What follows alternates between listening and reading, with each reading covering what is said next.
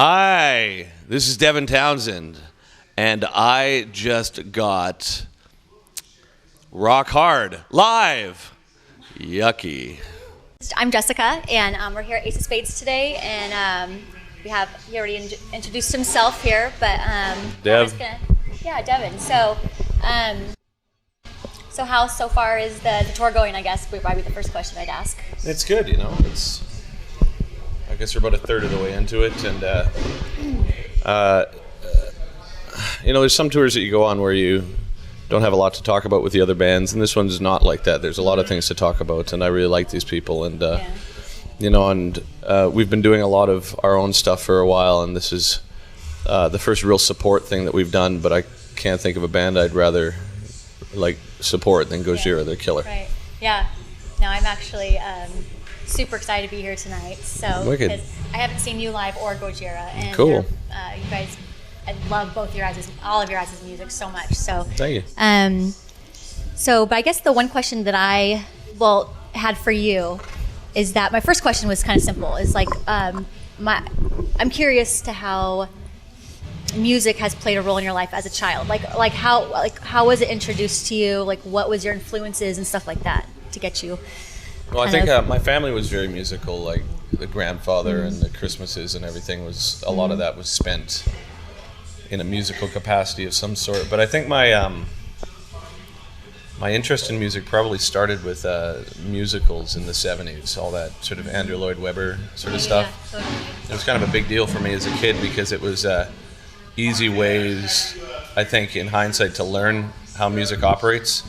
You could sort of visualize what a minor key is doing, or you could visualize what a major key is doing. And again, I've said it before, but it's like a real broad stroke of emotion. It's very easy to tell in those sort of circumstances with those sort of cheesy movies that what happy looks and sounds like. And so, I found that that was an area of my mind, I guess, that really responded to something. And then from there, I guess I became more interested in soundtracks and things, Star Wars or Dark Crystal or things that were important to me as a kid. Yes. Yeah, it was huge for me, right? Yeah. And then as I got older, pop music, and then at some point there's heavy metal and all the other things that I guess I sort of flitted with, right? And I don't know. I guess I feel that as a person, I perhaps have a little bit of difficulty in really wearing emotions on my sleeve, so perhaps the musical outlet has been a very therapeutic way for me to go about it, right? Right, and that kind of makes sense too, because what I really love about your music is that it's not just one genre, one type. So you got a little bit of everything in there, and like how you said, you grew up with a lot of musicals and things like that. When I hear your music, it's very theatrical and intense. You know what I'm saying? You feel it, so it's very. I appreciate that. Yeah. Thank you. So. You never know. I find with music in general, you never know what's going to come out, and a lot of times it surprises me as much as anybody else when a record's done. I'll sit back and listen to it and be like, either that's really cool or good Lord, so. Or good thing it's over. Or it's really draining. Or now we got to live with that for the next, right. ever. Right. But at the end of it, it's an element of my life that I feel at least is pretty honest, and I think that to be able to hold on to that element of creativity has really been a very positive thing for me in life, right? Right. I was listening to your newest album, and it's a little different than a lot of your other music that you've done, obviously. Sure. Because you're always, changing your style a little bit and your tone or whatever. So if you could share a little bit about your experience with writing that, and maybe what you learned along the way about yourself, or... Well, I think in the past, I was under the impression that whatever you do artistically, your accountability ends with the creation of it, and then you just let it go, and then you hope that everybody else can sort of draw their own conclusions from it. But I guess what I found in my own experience, whether or not it's the truth or just my own experience, is that whatever I end up writing, it's very easy for me to rationalize it as some sort of catharsis, whether or not it's aggressive music or destructive music or peaceful music. It's easy for me to say, okay, well, I'm just doing that because I needed to get it out of my system. But what I find is whatever you end up putting out musically, your world ends up resonating with for the next album cycle, essentially, and then further as well. So with Epic Cloud, I guess it was a part of me that was very consciously trying to make a statement that was a little more, a little less guarded, a little less with the feeling the necessity to say something that was perhaps positive or beautiful and then sabotage it with something because it's like, you know, it's not cool or whatever to be that, right? But then as you get older, obviously, those sorts of hang-ups become less and less important. And at this age now, I'm just like, no, that's what I felt like doing. And so we might as well just throw it out there, yeah. Yeah, and as opposed to like just sort of step off the cliff, it's like, you know, do a swan dive, right? So yeah, it is. And I think it's interesting as well with Epic Cloud because I thought when it came out, I was like, oh, you know, the sort of heavy metal elite is gonna view it as being a little too Def Leppard or whatever, right? But I also have discovered that really if what you're doing is strictly you without a lot of anything else attached to it, people are going to accept it or they're not. And I found that overwhelmingly, you know, my sort of peer group has been like, no, that's cool. Yeah. That's just what you felt like doing, and there it is, right? So. And that's same with my friends too. I have a lot of friends that are into music, and I was talking just recently about you, and you were listed amongst quite a few of my friends who are in bands as being their top 5. Oh, sweet. And they're like heavy metal, you know, hardcore guys. But there's a difference between I think a musician and an artist. You know what I mean? So it seems like you have more of an artist mind. And I think that's probably what people see in that. So the people that do see that, it's because they're like-minded a little bit and they can appreciate that. So I do appreciate that. Yeah. I mean, I think that for me, I'm just as long as whatever I do is honest, then I think that people will accept it whether or not they actually like the music just because they're not being lied to. And I think that is sort of the stock that I hold in what I do more than anything, you know.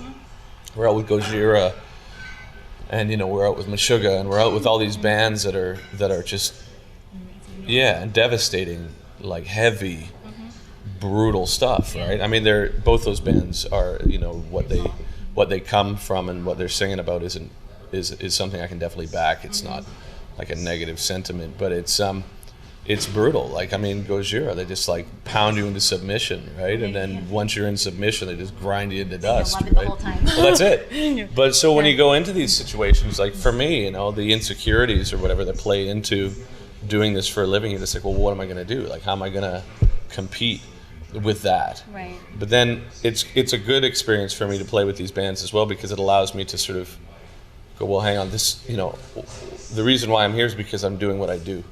You know, and there's no real need to compete because they're doing what they do. And any band that's worth their salt, in my opinion, it's because they're just being true to whatever vision it is that has defined them. And so I think with that in mind, you know, shit, I can do whatever I want. Really, it doesn't really matter. So. Yeah, exactly.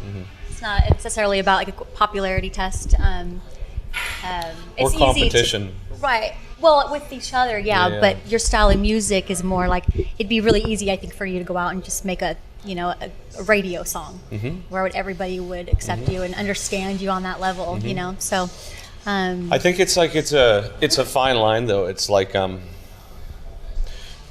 know, I think I've written throughout my career a lot of songs that are kind of radio friendly, but I mean, I think it works a little differently than just writing a radio song. I mean, you know, I'm 40 years old, right? It's like there's a lot of difference between the people who are willing to sort of be the face for that type of commodity versus someone who just feels like writing an accessible song. Yeah, good point. So I feel like whenever I feel the need to write a radio song, I have done it, right? Yeah. But you know, strangely, it doesn't get on the radio because, you know, what I represent, I don't think is highly sellable in terms of that kind of world, right? Right. Yeah. Because you're gonna sabotage it on some level. You know, you give somebody a radio song, and the next thing you do is something really like ugly, and they just end up scratching their head going, well, how are we going to sell this? Right. So it's kind of a silly question. Sure. Put you on the spot. No, it's okay. But for the experience, all the years that you've been in this, environment and creating music, and what is top of your head something that either advice that you could give to somebody, not advice, or just something that you could share with them, or maybe something that it's helped you discover something really amazing about yourself? I guess two things spring to mind. One of them is, the whole idea of jealousy is really interesting too, because the whole sense that jealousy is almost like stems from putting an exorbitant amount of stock in something that you think like defines you. Right. And so when other people are either more successful in those areas of things that you have put this perceived importance on, then your first reaction is like the insecurity or the anger what or whatever. What are you doing wrong, or why is it? Totally. Yeah. Why isn't that happening to me? Right. What am I doing wrong? But I think anybody who's doing this, if you invest too much of your self-worth in what you do, then you're headed for problems, because it's inevitably going to be unsuccessful, or you're going to have an inability to do it. Something may happen or whatever, right? Right. So I think that's one thing, but also the perspective of it all. It's easy as you climb to say, well, I should be there, or I should be doing this or whatever, but it's just good to remember that you're lucky to be doing it at all. Right. And if anything really harsh happens to you or your music, I think it's also healthy to remember that the worst things have happened to much better people, right? That's true. And it gives you good material too. Yeah. I think, even in the bad times. As long as you're not like sort of patting yourself on the back. Right. Yeah. You're like, that was a good one. That was really downer. That's true, because you see a lot of people, obviously, driving these expensive cars and wearing these nice clothes, and that doesn't mean anything. It doesn't mean that they're happy internally at all. So it's kind of the same when you compare yourself.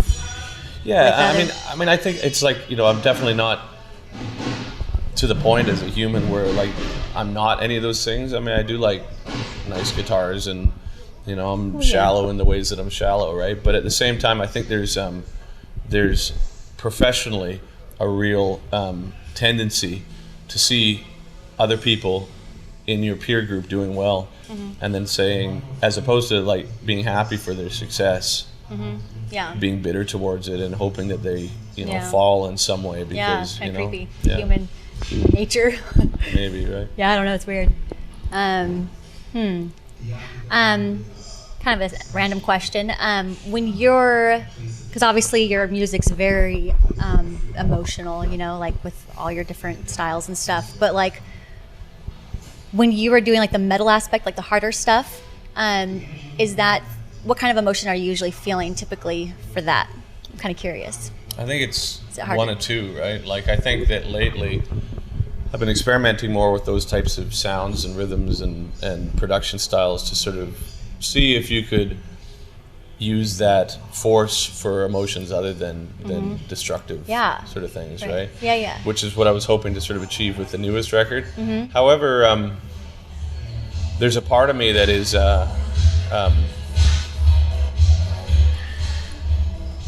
faded in and out. He moonwalked in and out of the building. There's a part of me that's still very destructive and sadistic and masochistic and all these things, right? And there's a tendency when I get angry or hostile that the music reflects that. And at that point I find that, at least at this age, it's a real, not a struggle, but you have to be pretty focused in order to not allow it to translate into something that's going to cause you problems, right? So for you to control it more so, to monitor instead of allowing. I need to control it. Yeah. If I don't control it, it controls me. Right. So I think that all those, all the things in my life that have come into view recently, like whatever discipline I've been trying to impose on like a completely undisciplined mind, has helped me, at least to some capacity, control those sorts of impulses, right? That's good. Yeah, control's good. It's interesting to me with metal. I love metal. I love all kinds of music, but metal, it's the main thing of everyone, recurring thing that people say. The musicians, they say, "Oh, I just love it because I get out on stage and I get to get all my anger out." And it's weird for me because when I listen to it, I'm not, obviously not playing it, but when I listen to it, I just feel like full of energy, and I feel kind of like this joy. So it's just really weird that I've never heard a musician say, I feel happy up there when I'm screaming. You know what I mean?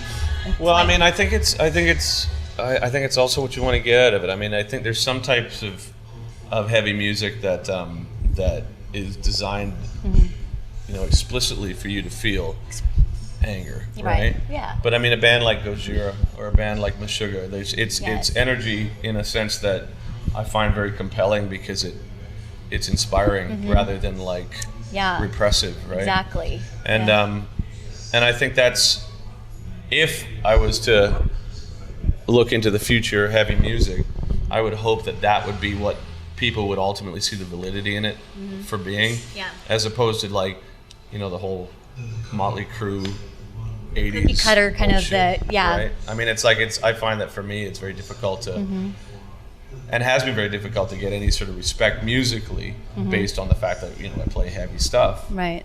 So at one point you just kind of give up. You're like, whatever. It's like sex, drugs, and rock and roll. Right. Yeah. But I mean, I think it's like, I get energy from it as well. But I mean, I guess you got to be a kind of banana to be a singer or want to be up on stage in the first place. Yeah. Banana. Yeah. Okay.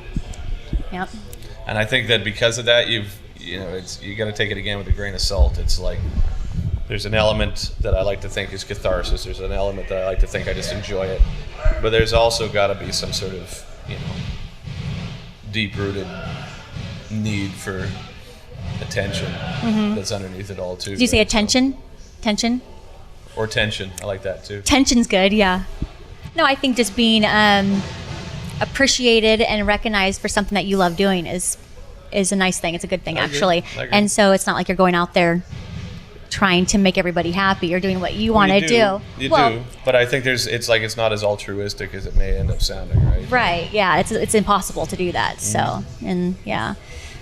I enjoy it. I mean, I'm really happy to do what I do, and I'm surrounded by good people, and it's a hard job, but elements of it are getting easier, elements of it are getting harder, and my life skills and my qualifications for work other than this are pretty limited. Yeah, right? yeah. So stick to this.